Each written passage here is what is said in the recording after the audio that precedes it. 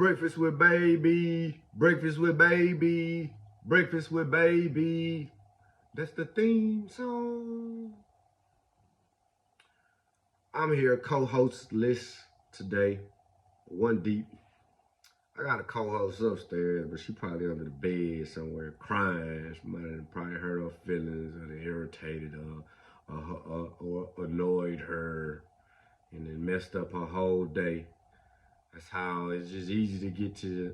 You got a 14 or 15-year-old. You got a teenager at home. Oh, it's easy to get under their skin. You probably already under there. You live under their skin. They just need a teenager these days. They just need that kind of something under their skin to keep them going. Use it as fuel. They're just all so irritated and they're all so annoyed and they're all so sensitive. Maybe not all, but just the ones that I've encountered and the ones that I'm close to. It's like they all so sensitive. They just waiting for their heart to be. They just waiting for their feelings to be hurt so they can go get under the bed and go cry. I don't fucking know, man. I don't know. Look, times change. I understand that. But at the end of the day, like, you cannot convince. I have not seen any evidence. I haven't seen any evidence where just being sensitive turns out just being that sensitive person or being sensitive, and I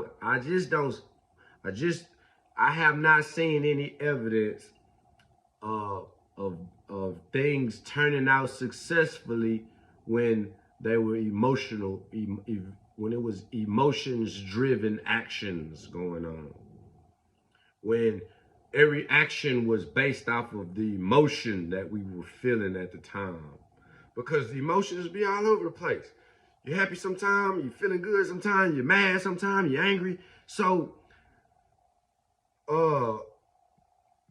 if your emotions are erratic, right, and you just based all your actions off emotions, then all your actions will start becoming erratic.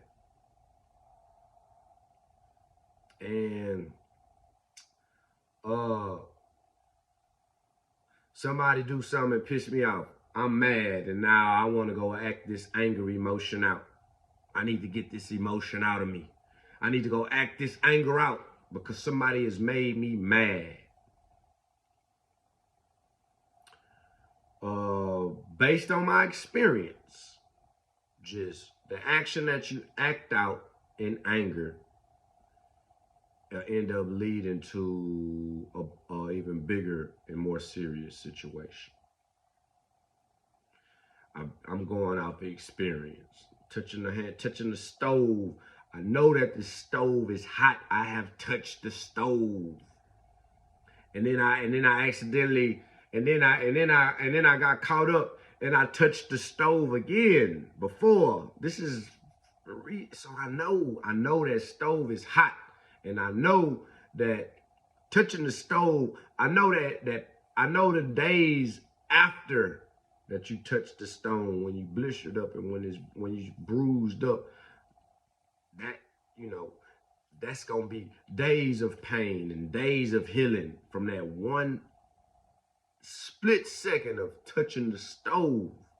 I know this. I've experienced this shit myself. So now I'm sitting here trying to talk to this 14-year-old ass stop sign, right? Because they're not gonna listen to nothing. And okay, I know that, right? I was a child, my parents were telling me all this good information, you know what I mean? And I didn't listen to it. A lot of that information, I didn't want to listen to it. But a lot of that stuff that they were telling me when I was being this stubborn, you can't tell me nothing, teenager, a lot of that stuff, it was right. They were right. They were on point. And I know I have friends. All my friends take care of their kids. All of them. All of them, not even that. all the niggas I know take care of their kids, right? We not the we now. I think the single parent generation, that was more of a uh, more part of the crack pandemic. You know, what broke up them homes. You know, the rise of single parent homes and stuff. Drugs had a lot to do with that. Uh, Not saying that there's no crack pandemic now.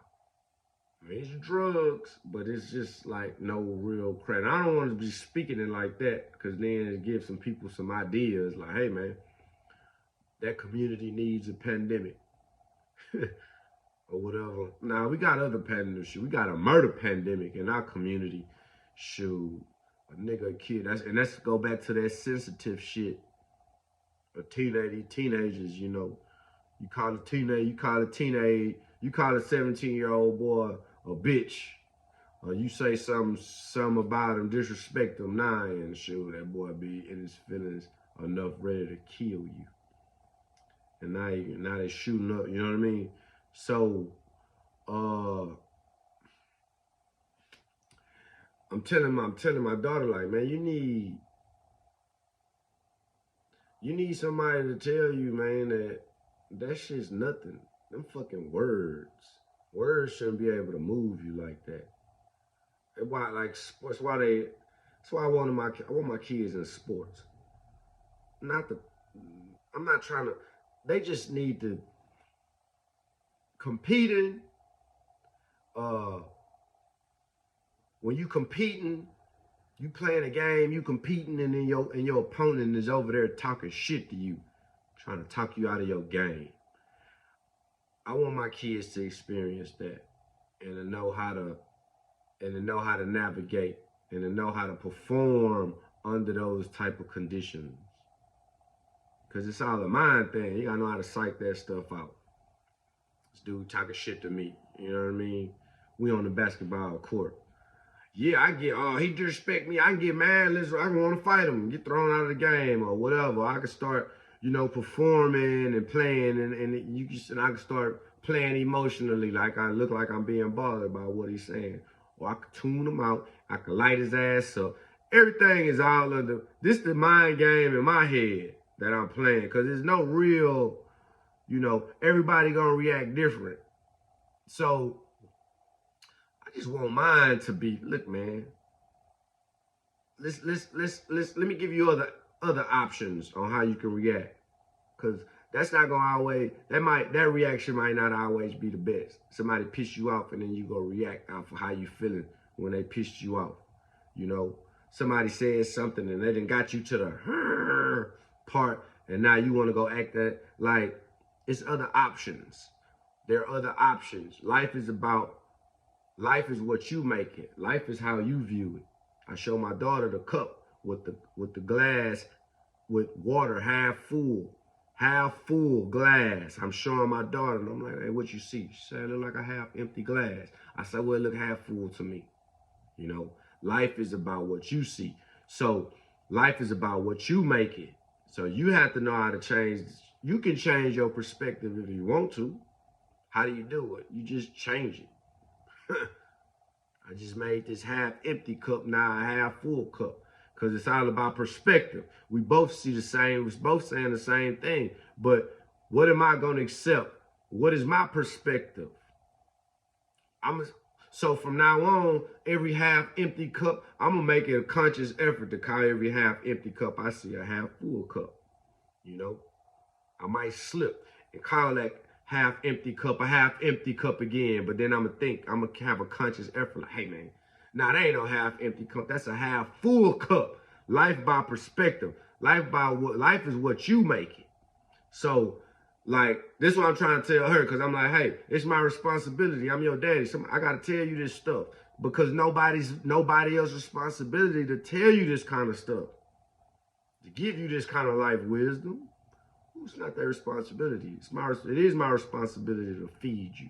That don't mean ask me for McDonald's every goddamn day. You know what I mean? Especially when there's food in the house. But it is my responsibility to feed you. Like, food and knowledge and wisdom Because I'm telling you based off experience. Speaking to my kids, I'm telling my kids based off experience. I could tell you for a fact that if you go out there and when people rub you the wrong way and you get emotional about it and you go act on them emotions, man, that shit ain't gonna end up good. You know, I'll be telling, but coming from me, you don't believe it, right? You got a kid want to sit on a video game all day. You playing video games all day. You stuck in this one fucking video game world. You ain't getting paid for it. Then you just really wasting time. And you getting good at something that might not have no value, right? You getting good at this Call of Duty. But next year they going to have a new Call of Duty come out. So now you done mastered this Call of Duty. And then next year, what you've mastered is not, they not even doing that no. It's a whole new Call of Duty. Hey, I ain't tripping. It's kids right now, and they putting all their time, all their mastery hours in the Call of Duty. Every day after school, they on Call of Duty. And then on the weekend, they on Call of Duty all day, all night. And they Call of Duty in it. Hey, man. I'm just saying that shit ain't healthy, because it ain't. People doing it, but man, that shit can't be healthy. Why? Why that's not healthy? Why they can't do that? They in school all day. Why they can't take their break in college? Because man, the world bigger than Call of Duty. That shit, the fucking world so big. You didn't put all this time, energy, and all this brain wave into this shit for years, and it's just like, damn, man. That's cool and all, but what the fuck, man? You waste. That's like, I don't know. But I'm just like observations. I just say, hey, if my child is want to do that, I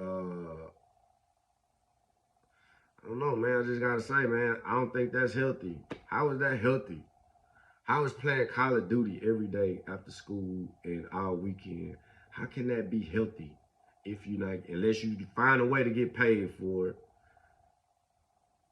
That's just fucking, you wasting it's just wasting time and energy. You could have been productive. Life only 80, 90 years. You spend 2 years playing Call of Duty. Fuck that shit. Unless you getting paid, you know what I mean? And being sensitive. Fuck that being sensitive shit. Every time somebody say something, I done worked my feelings up and now I'm all mad. I hurt my feelings. Can't believe you said that. But man, fuck that.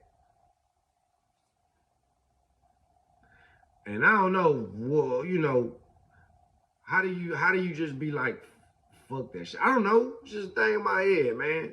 Whatever if I get to that point, or if I could put it in my mouth and be like, hey man, fuck that shit.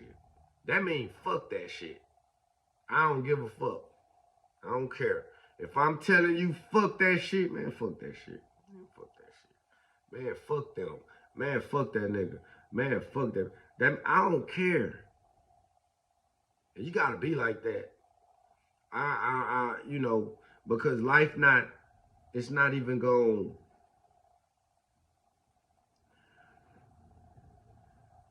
A man hurt a woman's feelings. A woman hurt a man's feelings.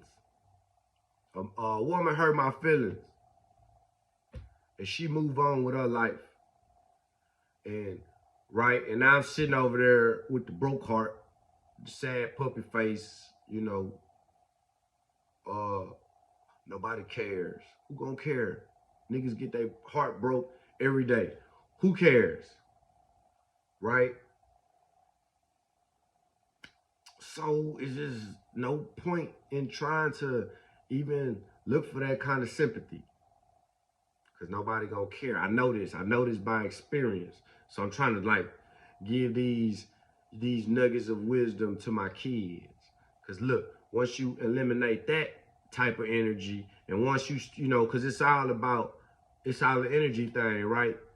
You putting all this energy in trying to go get some sympathy out of somebody, man, fuck that. Put that energy into something else, or use that fuel for something else. instead of trying to get sympathy, instead of using that fuel to try to get sympathy, right?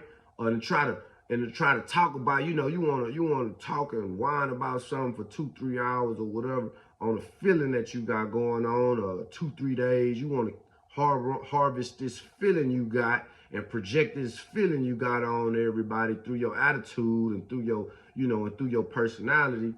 Why not harness that and turn it into something productive?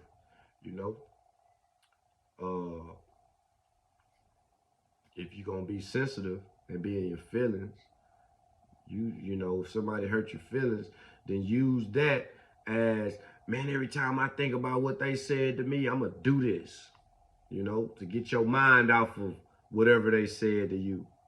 I'm gonna make it a conscious effort in my heart and in my mind. Every time I think about what that person did to me, and when I start thinking about that, I'm gonna make a conscious effort and I'm gonna put that energy into something else. I'm gonna go write a poem about my hurt.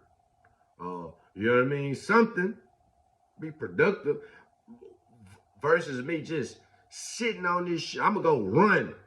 I'm gonna go do 100, man, every time I think of this what that motherfucker did to me or whatever, I think how that motherfucker hurt me or broke my heart, I'm gonna do 10 push-ups. Get that off of my mind, because you're gonna be focused on them push-ups once you start doing the work, right? You harnessing that energy and you diverting that energy into something else. Or you can sit there and be sad about the shit and be crying about the shit and whining about the shit. You can put your energy into that. But that ain't gonna get you nothing. That ain't gonna produce nothing.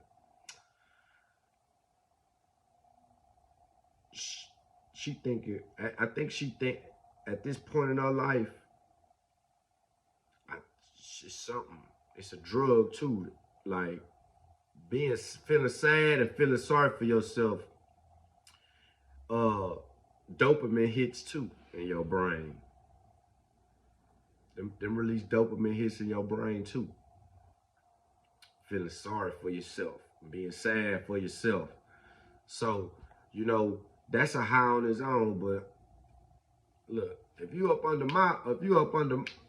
my guidance, man, I'm gonna tell you based on my experience, feeling sorry for yourself and having self-pity, man, ain't never produced nothing, not on my end.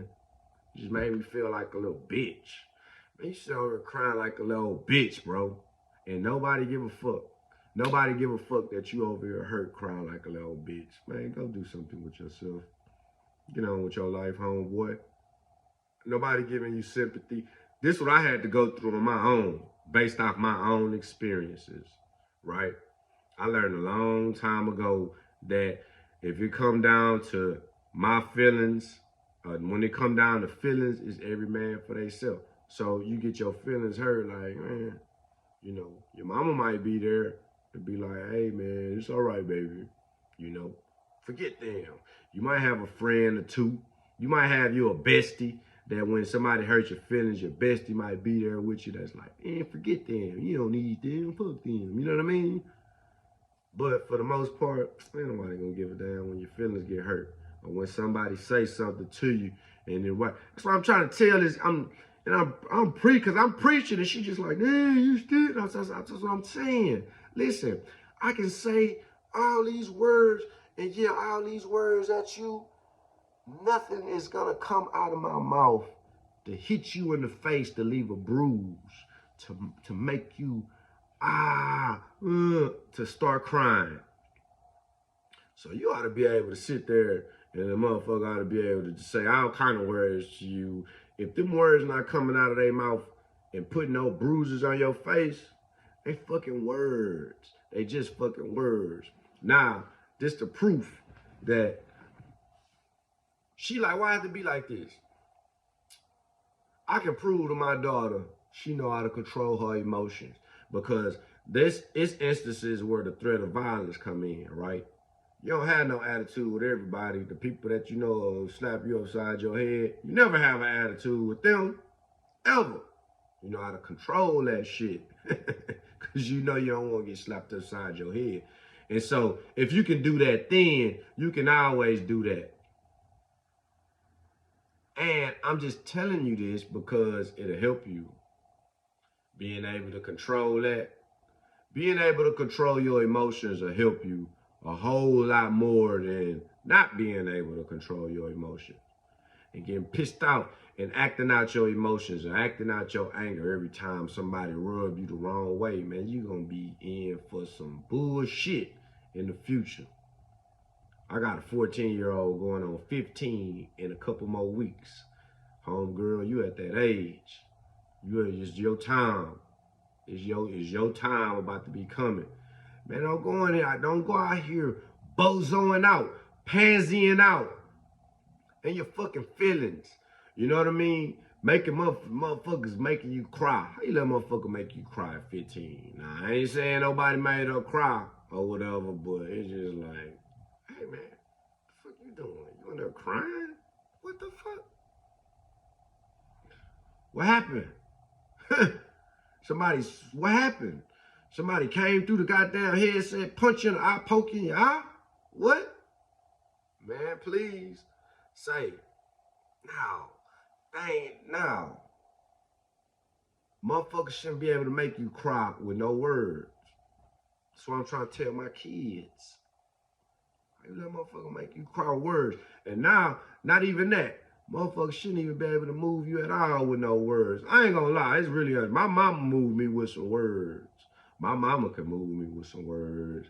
My child, every now and then, there once was a time where my baby mama could get to me emotionally or with some words, but her words were tied to some actions. She'll say some shit like, you ain't gonna see your child, you know what I mean? Some shit like that.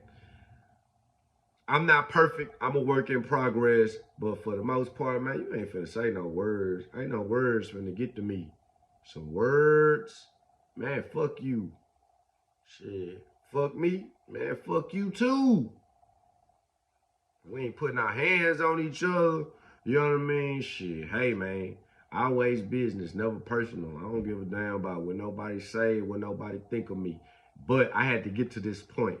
And so, now that I'm at this point, I'm trying to teach the ones up under me, like, look, man, I'm gonna tell you the difference. I wasn't always like this. There once was a time where I wanted to be liked and I wanted people to like me and I wanted to be, you know what I mean? But from what I learned from that is, when you want to be their friend,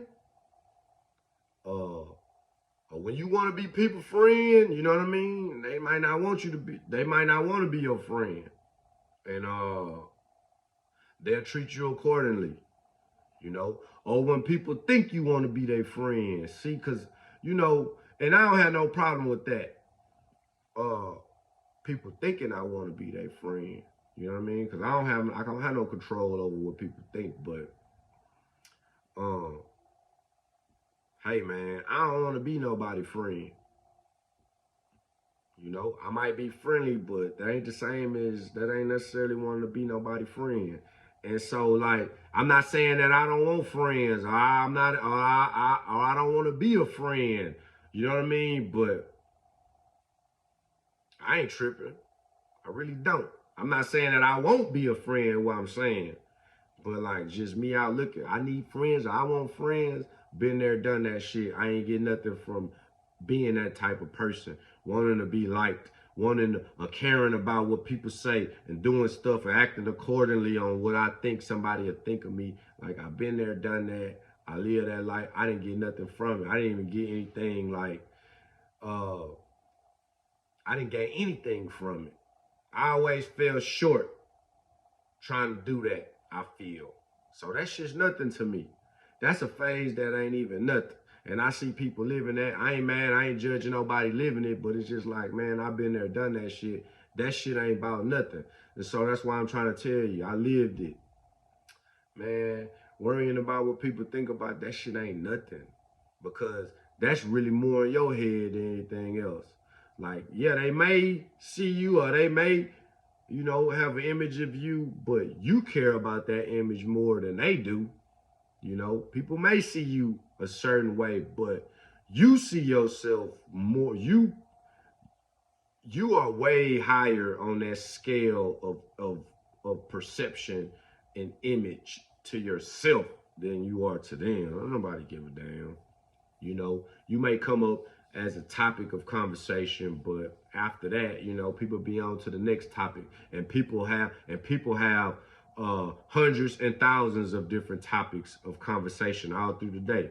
So, you know, all that shit overrated. What people gonna think of me? What people gonna so you gotta know how to tune and eliminate a lot of that shit just out of your psyche. Period. I want them to eliminate. Man, stop worrying about. I'm telling you this right now. I want my kids to think that. Maybe they won't believe me, but or maybe they won't believe me from the jump. But they'll remember me always saying that. And then one day maybe they will. That light maybe will come on in their life. They maybe will get that epiphany in their life one day that, hey, man, I don't give a damn what nobody say.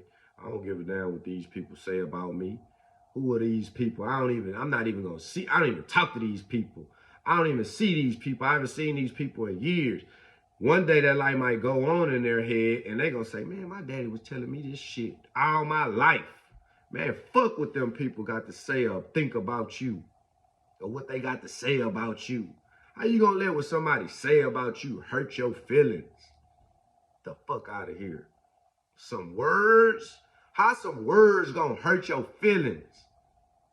You care about them? You care about words that much?